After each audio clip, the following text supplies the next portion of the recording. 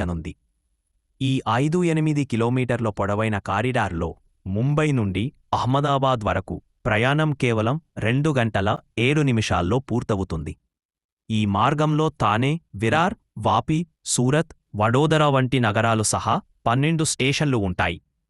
ఈ ప్రాజెక్ట్ 2016లో భారతదేశం జపాన్ మధ్య జరిగిన ఒప్పందంలో భాగం.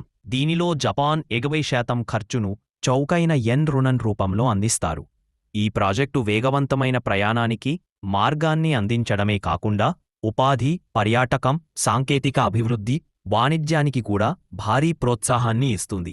బుల్లెట్ రైలు ప్రారంభమైన తర్వాత భారతదేశంలో రైల్వేల భవిష్యత్తు పూర్తిగా మారిపోతుంది.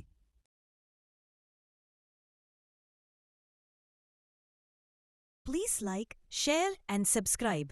పూర్తి వార్తలు కోసం కింద ఉన్న లింక్ని ప్రెస్ చేసి వినండి.